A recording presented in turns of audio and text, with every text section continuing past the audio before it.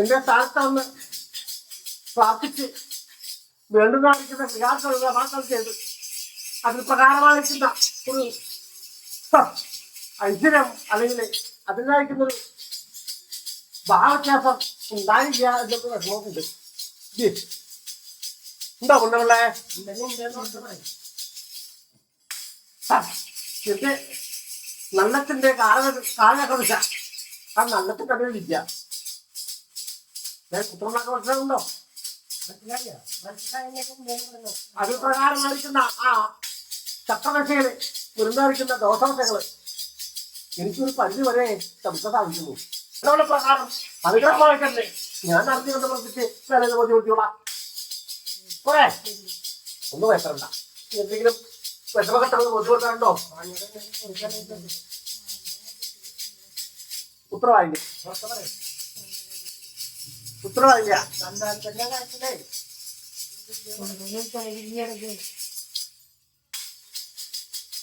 അത് പ്രകാരമുള്ള ചില ദോഷവശങ്ങൾ വേറെ കിട്ടും. ചില പ്രവൃത്തി മണ്ഡലത്തിൽ നിന്നും ഉണ്ടായിരിക്കുന്ന ചില ശത്രുദോഷങ്ങൾ അത് സംസ്ഥാനത്തിന് വേണ്ട പ്രകാരമായിരിക്കുന്ന ആ ഭാവങ്ങളുടെ അനുസരിച്ച് പ്രവർത്തിച്ച് ആ മാനസികമായിരിക്കുന്ന ഒരു ഗതിവ്യത്യാസം കൊണ്ടും ആ സംസ്ഥാനത്തിന് വന്നിരിക്കുന്ന ഒരു അവസ്ഥ ഉണ്ടോ? കുത്തുകക്ഷികളുണ്ടോ? അതിന് പ്രകാരമായിരിക്കുന്ന ചില ദോഷവശങ്ങൾ അത് പ്രകാരം വന്ന് പ്രവൃത്തി ചിന്തിക്കുക. ഇപ്പൊ എത്ര ഉണ്ട അതുള്ള പോവണി നാം അറിഞ്ഞുകൊണ്ട് നിർത്തിച്ച് ശരിയാക്കുന്ന പോലെ ഒന്നും വേണ്ട. ഇന്നേക്ക് 41 ഉള്ളില് അതിന് പ്രകാരമായിരിക്കുന്ന ആ അവസ്ഥ അവിടെ ഞാൻ ഭവിച്ചിരിക്കും. അതിനനുസരിച്ചുള്ള പരിഹാരം ഞാൻ ഇറങ്ങിക്കൊണ്ട് വരേത് ബോധ്യപ്പെട്ടിരിക്കും. അതുപോലെ പറയാം സ്ഥാനികത്തൊന്ന് യഥാവുള്ള വിധാനയായ പ്രാർത്ഥിക്കുന്ന പക്ഷത്തിലും ഞാൻ അനുഗ്രഹമായി വാങ്ങി സന്താനത്തിന്റെ ഒപ്പം തന്നെ കിട്ടോ. അത് ബോധ്യല്ലേ? പക്ഷെ അല്പ സമയം വൈകി എന്റെ സ്ഥാനങ്ങൾക്ക് എത്തി നിർമ്മിക്കാം. ന്യായ ഒരു സുഹൃത്ത് ബന്ധം മുതലായ കാര്യങ്ങളൊക്കെ ഉണ്ടായിരുന്നു. ആ സുഹൃത്ത് ബന്ധത്തിൽ നിന്നും ചില ചതികളും ചില വിഷമങ്ങളൊക്കെ നേരിട്ടു. 4ാമത്തെ സ്ഥാനത്ത് സന്താനിപ്പോ ഒന്നല്ല, ഇവിടെ കുടുംബത്തില് ഇപ്പൊ ഒന്നുണ്ടാന്ന് പറയുന്നത്. യാതൊരുക പ്രകീർത്തനങ്ങളും കീർത്തികളും 4ാമത്തെ സ്ഥാനത്തൊന്നും അതിന് സന്താനം ലഭിക്കുന്നില്ല. സന്താനം ഇപ്പോ നിവർത്തിക്കുന്ന ആ കർമ്മമേഖല അത്ര ശരിയല്ല കേട്ടോ.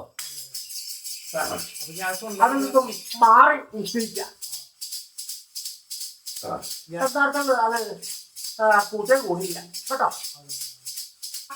കർമ്മമേഖലയില് ഞാൻ അറിഞ്ഞോണ്ട് പ്രവർത്തിച്ചാൽ പറയും മനസ്സിലാവുണ്ടോ?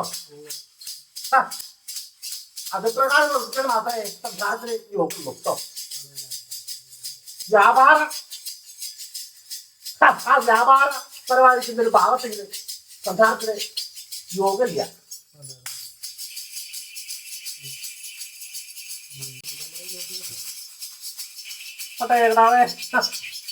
എന്റെ സ്ഥാനത്ത് വന്ന് എനിക്ക് നിശ്ചയം ചെയ്ത പ്രമാർശനം വിവാഹം ചെയ്തു നോക്കിയിട്ട് കാര്യകാരണങ്ങളൊക്കെ ചില മാറ്റങ്ങളൊക്കെ ഞാൻ വരുത്തി നോക്കിയിട്ട് ഇത് ബോധ്യല്ലേ?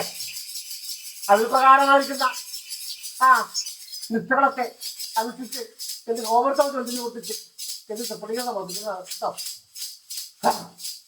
ഇതുവരെയിരിക്കുന്ന ശത്രുവാദ ദോഷബന്ധങ്ങളൊക്കെ വളരെ മധ്യയിൽ തന്നെ നാം അവസാനിപ്പിച്ച് സന്താനത്തിന് വന്നതായിരിക്കുന്ന ഐശ്വര്യ ഭാവത്തിലായിരിക്കുന്ന ഭാവവ്യത്യാസങ്ങളൊക്കെ ഞാൻ നിവർത്തിച്ചു കൊണ്ടുവരുന്നുണ്ട്. അതുപോലെ എന്നും ഭയപ്പെടണ്ട.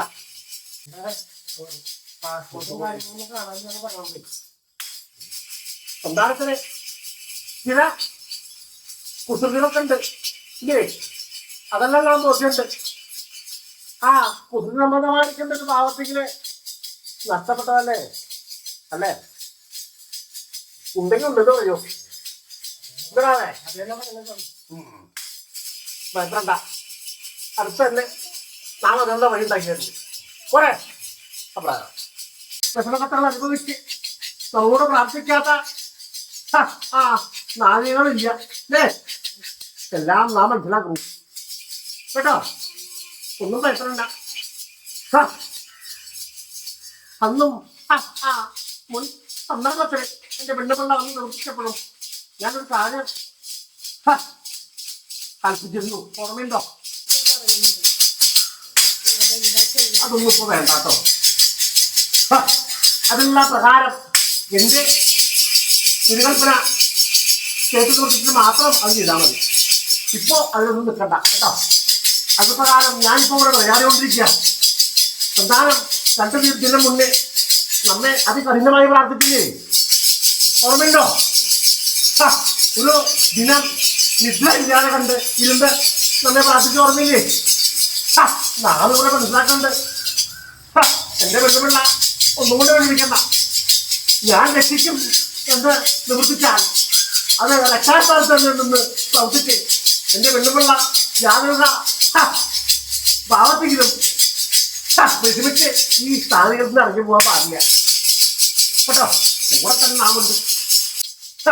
നാഴിക്ക് 40 തോട്ടം വേഷം മാറും. വേഷക്കാരനാ, മായാക്കാരനാ കേട്ടോ. ഒന്നും ഭയപ്പെടണ്ട. എന്റെ കാര്യത്തിൽ അനുഗ്രഹഭാവം എന്റെ പെണ്ണുപിള്ള സംസ്ഥാനത്തിന്റെ നെറുകിയുള്ളോർത്തുള്ള പക്ഷം പെണ്ണുപിള്ളയെ ആർക്കും ഒന്നും ചെയ്യാനാവില്ല. ഇതെന്റെ വാർത്ത.